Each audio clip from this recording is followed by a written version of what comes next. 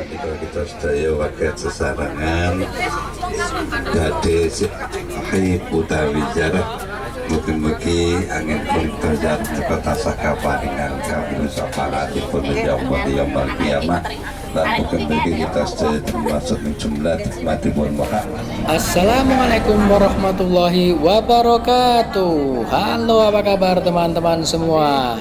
Jumpa lagi dengan saya Mufid Tour di Mufid Channel. Kali ini saya akan mengajak Anda berwisata ziarah bersama Muslimat NU Paremono.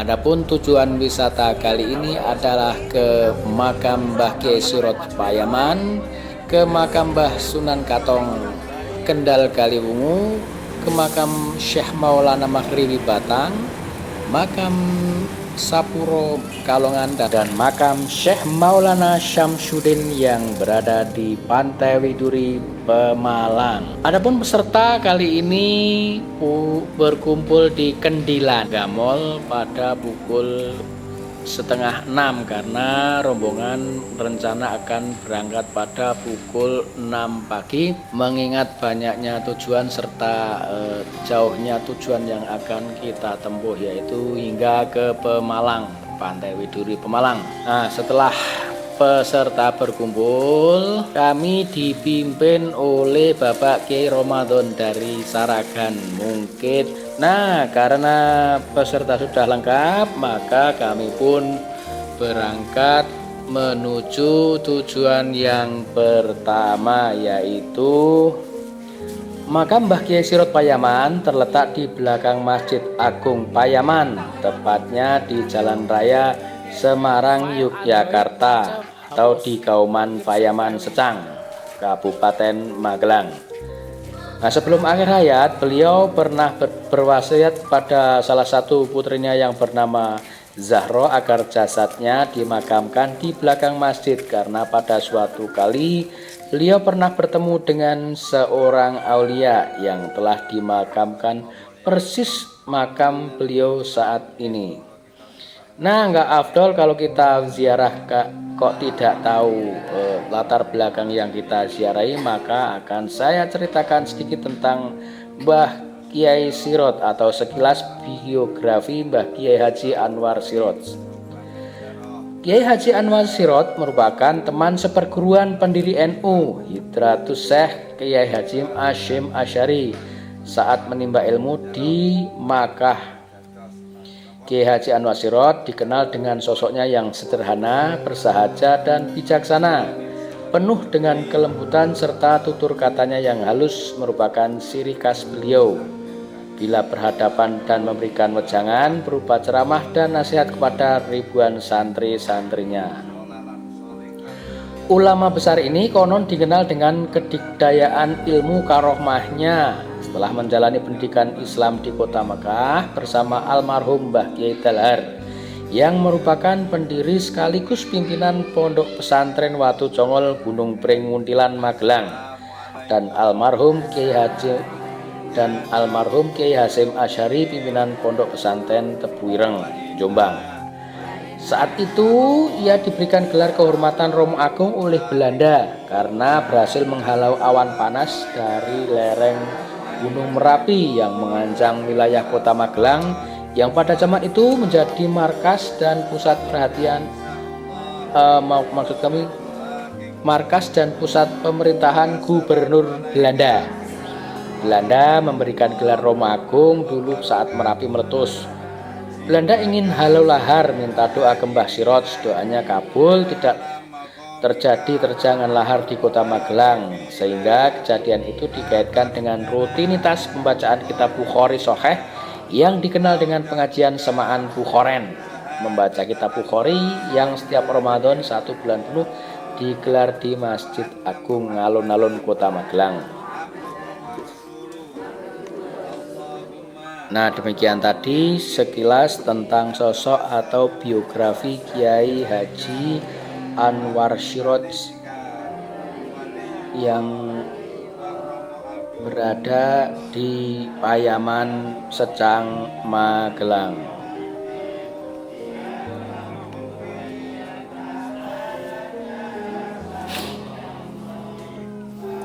Tak berapa lama rombongan kami pun tiba di kompleks makam Kiai Haji Anwar Sirot di Payaman Magelang, karena jaraknya dari Desa Paremono tempat pemberangkatan awal juga tidak terlalu jauh, jadi kita hanya memerlukan waktu sekitar 20 sampai 25 menit untuk mencapai lokasi makam ini.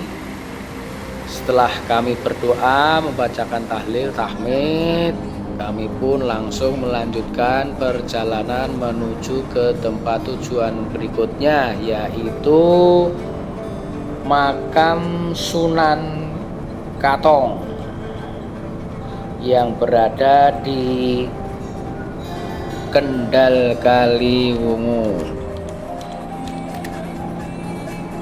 Perjalanan kira-kira 1,5 jam atau sekitar 2 jam dari Payaman karena jaraknya cukup jauh. Jadi kita melewati Ambarawa, Bawen, langsung masuk tol menuju ke Kendal Kaliwungu, ke makam Sunan Katong.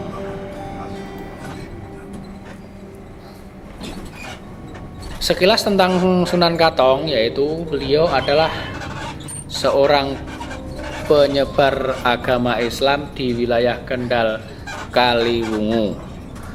Selain berjasa dalam penyebaran agama Islam di Kaliwungu, Sunan Katong juga menorehkan sejarah akan nama Kadipaten Kaliwungu. Sunan Katong sangat masyhur sebagai orang yang membabat tanah Kaliwungu. Menurut cerita, Sunan Katong diutus oleh kakeknya, Bathara Katong, atau membantu Sunan Pandanarang menyebarkan dan mendakwahkan Islam. Saat itu Sunan Katong mendatangi Sunan Pandanarang untuk meminta perintah. Oleh Sunan Pandanarang, Sunan Katong diberikan wilayah sebelah barat. Akhirnya beliau ke barat berdakwah dan mengajarkan syariat Islam. Daerah itulah yang kini bernama Kaliwungu. Asal-usul penamaan Kaliwungu sendiri ada banyak cerita. Yang pertama, yaitu saat Sunan Katong beristirahat di tepi sungai. Di situ terlihat banyak pohon wungu yang mengarah ke sungai. Saat itulah dicetuskan nama Kaliwungu. Versi cerita lain adalah kisah tentang pertikaian antara Sunan Katong dengan Pakuwojo, yang tidak lain santrinya sendiri. Saat itu keduanya saling tusuk dan sama-sama meninggal. Darahnya masuk ke kali atau ke sungai dan menjadikan airnya berubah menjadi ungu, lalu dinamakan Kaliwungu namanya. Namun diakui Sunan Katong adalah pencetus pertama budaya pesantren di Kaliwungu, sebab semasa hidupnya selalu mengajar agama Islam kepada warga Kaliwungu. Hingga sekarang dikenal Kaliwungu sebagai kota santri. Makanya sebagai wujud penghormatan terhadap Sunan Katong dan tokoh-tokoh penyiar agama Islam di wilayah Kaliwungu yang telah berjuang dalam mengerjakan agama Islam, maka Sunan Katong selalu ramai peziarah. Apabila kita masuk ke kompleks Sunan Katong, kita akan melihat nisan-nisan yang di situ tertulis nama-nama bangsawan. Makam Sunan Katong tergolong bukan makam sembarangan, sebab makam yang terletak di perbukitan tersebut sekaligus menjadi peristirahatan terakhir para leluhur Kaliwungu atau para adipati dan keturunan Pangeran Juminah pada zaman kerajaan Mataram Islam. Jadi makam Astana Kuntul Nglayang dulunya hanya ditempati oleh orang-orang besar kerajaan. Beberapa leluhur Mataram Islam keturunan Panembahan Juminah yang dimakamkan di Astana Kuntul Nglayang antara lain Panembahan Juminah putra Panembahan Senopati Sutowijoyo dan Kanjeng Raden Tumenggung Ronggo Hadimenggolo yang dulu pernah menjabat sebagai Bupati Kaliwungu. Selain itu, Kanjeng Raden Tumenggung Ronggo Hadimenggolo II, Bupati Kaliwungu, Kanjeng Raden Tumenggung Ronggo Hadimenggolo III, Bupati Kaliwungu juga, dan Kanjeng Raden Tumenggung Ronggo Hadimenggolo IV juga menjabat sebagai Bupati Kaliwungu. Ada juga Kanjeng Raden Tumenggung Ronggo Diwiryo yang pernah menjabat Bupati Batang, Kanjeng Raden Tumenggung Hadinegoro Bupati Kaliwungu dan Demak, dan Kanjeng Raden Tumenggung Sumodiwiryo Bupati Kaliwungu, Raden Tumenggung Reksonegoro dan Kanjeng Raden Tumenggung Hadinegoro Bupati Demak. Menurut cerita, Sunan Katong adalah waliullah jika dirunut nasabnya. Sunan Katong masih ada jalur keturunan dari Prabu Brawijaya V. Lebih kurang silsilahnya adalah sebagai berikut. Prabu Brawijaya V memiliki putra Betara Katong Monorogo. Dari Betara Katong memiliki seorang putri yang diperistri Adipati Unus, putra dari Raden Patah. Dari perkawinan itu lahir Kiai Katong alias Sunan Katong. Ini banyak warga yang berziarah setiap hari berkisar 100 sampai 150 orang. Tapi pada bulan-bulan tertentu para peziarah bisa membludak hingga ribuan orang.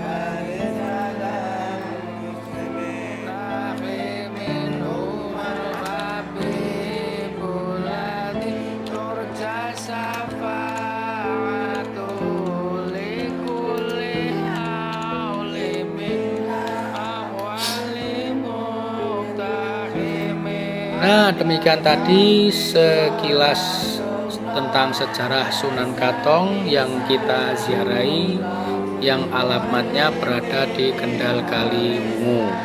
Selanjutnya rombongan kami menuju ke makam Syekh Maulana Maghribi yang berada di Kabupaten Batang.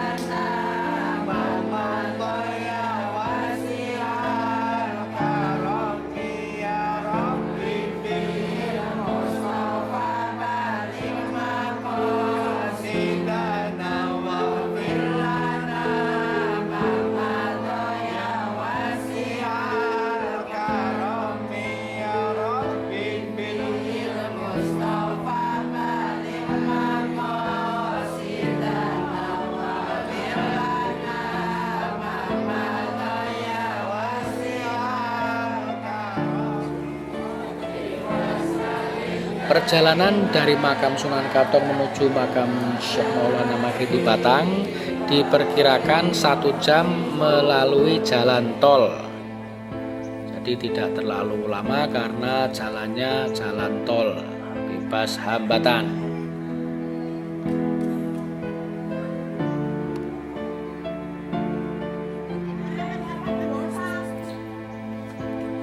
Makam Syekh Maulana Maghribi ini terletak di ujung negara Kabupaten Batang. Pada makam yang disebut-sebut sebagai makam Syekh Maulana Maghribi. Tapi jasad siapa yang ada di dalam makam saat ini masih dalam perdebatan. Sebab di Kecamatan Blado Kabupaten Batang juga ada makam yang konon kabarnya juga makam Syekh Maulana Maghribi. Tapi siapapun jasad yang dimakamkan di situ, kami memang niat berziarah untuk menteladani perjuangan para waliullah sambil menikmati keindahan laut di atas bukit ujung negoro. Lokasi makam ini berada dalam sebuah bangunan yang menyerupai aula yang dibagi 2 ruangan. Satu ruangan untuk tempat berkumpul para jamaah dan ruangan lain yang lebih sempit adalah makam itu sendiri. Tak berapa lama setelah kami berdoa di area makam dan melakukan sholat duhur serta makan siang, kami pun melanjutkan acara ke tujuan berikutnya, yaitu ke Pemalang.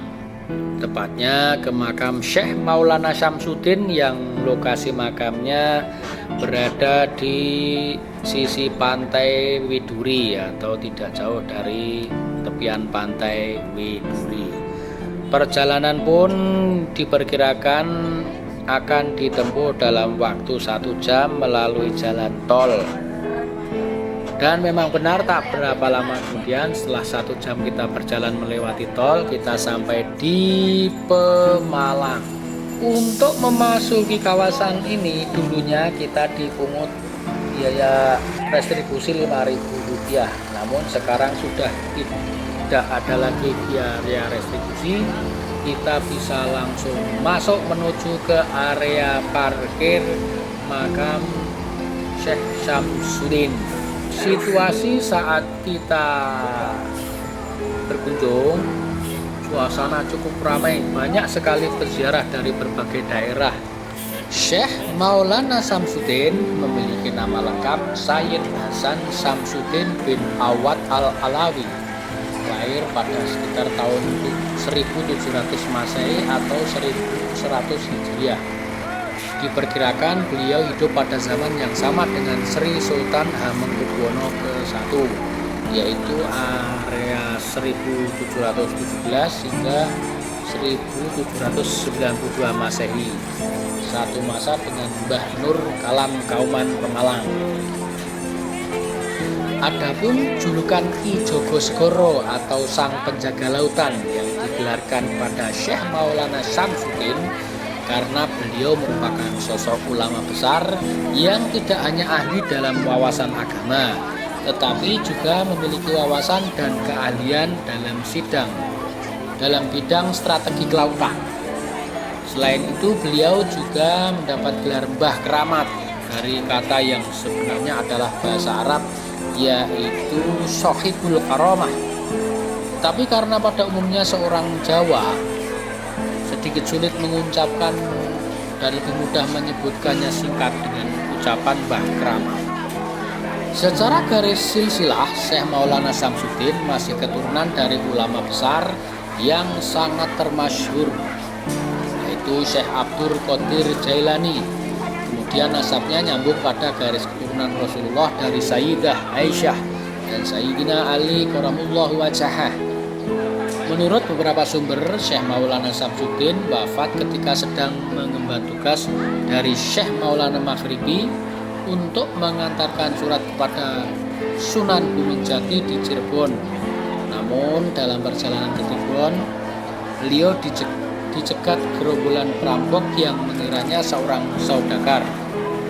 Dalam perlawanan menghadapi gerombolan perampok, beliau terbunuh dan dimakamkan di Pemalang.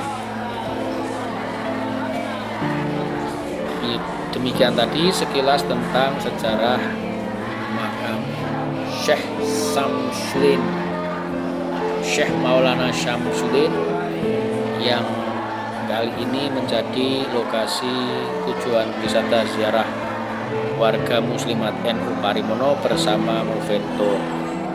Nah, dan yang terakhir yang menjadi tujuan wisata ziarah kami adalah makam Sapuro atau makam Habib Ahmad Sapuro Pekalongan yang ada di dalam cungkup berbentuk segi empat beratap limasan. Meski di dalam komplek makam keramat Sapuro ada kuburan lain yang juga sering didatangi, namun makam Habib Ahmad ini yang tampaknya paling ramai didatangi oleh para peziarah.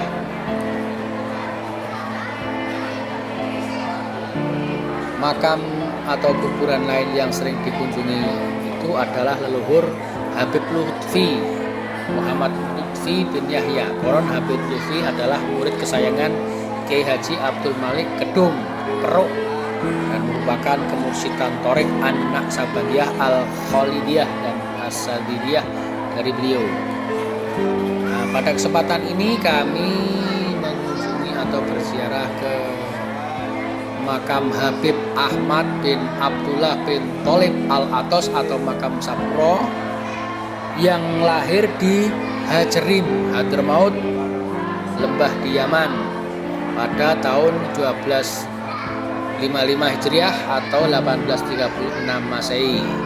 Setelah belajar di Hadramaut dan Mekah, ia datang ke Indonesia sekitar tahun 1295 sampai 1300 Hijriah dan menetap di Pekalongan.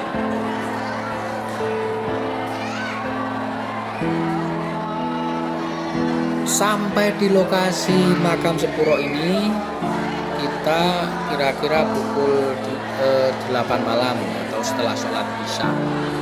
Di luar cungkup makam Habib Ahmad makam Sepuro masih terlihat sejumlah pedagang batik yang melayani peziarah. Meskipun sebagian besar lapak sudah tutup, di kompleks makam Sepuro ini selain makam Ang Habib, kabarnya ada makam Adipati Tan Wijan, seorang tokoh Tionghoa Muslim yang pernah menjadi adipati pertama di Pekalongan pada zaman kolonial.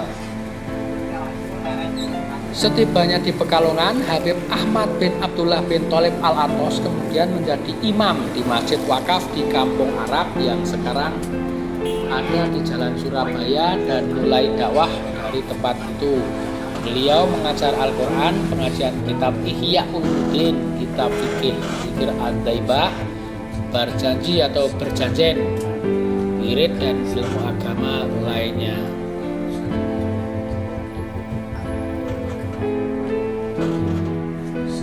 Pandangan dari pintu cungkup makam Habib Ahmad Sepuro Pekalongan pada sisi barat sempat saya abadikan.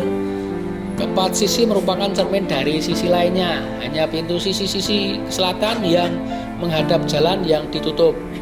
Mungkin agar pengunjung bisa khusyuk saat membaca ayat suci dan berdoa di dalam ruangan tanpa terganggu dengan kesibukan lalu lintas di jalanan.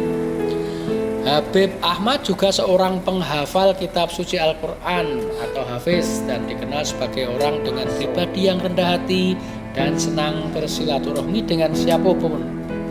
Namun beliau juga dikenal masyarakat luas sebagai sosok yang sangat teguh dan keras dalam menegakkan syariat agama Islam, baik kepada pejabat pemerintah maupun kepada orang biasa. Meskipun waktu itu sudah cukup malam, namun masih ada beberapa orang yang terlihat tengah berziarah dengan membaca ayat-ayat suci atau berdoa secara sendiri-sendiri di seputaran makam Habib Ahmad di komplek makam Sepuro ini. Tak ada pemisah antara peziarah pria dan wanita, namun peziarah wanita biasanya mengambil tempat agak di belakang. Habib Ahmad bin Abdullah bin Tholib Al-Athos adalah seorang pertama yang membangun madrasah salafiyah ibtidaiyah di Pekalongan. Setelah menderita sakit, beliau wafat pada Sabtu malam 27 Rajab pada usia 92 tahun. Namun acara haulnya diperingati setiap tanggal 14 Saban bertepatan dengan malam 10 Saban. Nah, demikian tadi sekilas tentang sejarah makam Syekh Sepuro atau makam Habib Ahmad bin Abdullah bin Tholib Al-Athos. Di makam ini adalah merupakan tujuan wisata ziarah terakhir kami. Selanjutnya kami melakukan perjalanan pulang kembali ke Desa Paremono, Kecamatan Bukit, Kabupaten Malang. Nah, demikian tadi teman-teman kisah perjalanan wisata ziarah kami. Itu bagi teman-teman yang ingin melakukan wisata ziarah atau wisata-wisata lainnya yang dalam jumlah besar atau rombongan, bisa menghubungi kami Mufetur di nomor 081229082011. Insya Allah kami akan membantu dalam pelaksanaan wisata ziarah Anda dari berangkat hingga pulang. Kemudian jangan lupa juga bantu subscribe channel kami agar kami dapat memberitakan atau menginformasikan objek-objek wisata, baik wisata religi, wisata alam maupun wisata buatan yang ada di Indonesia maupun di seluruh dunia. Sekian, terima kasih. Wassalamualaikum warahmatullahi wabarakatuh.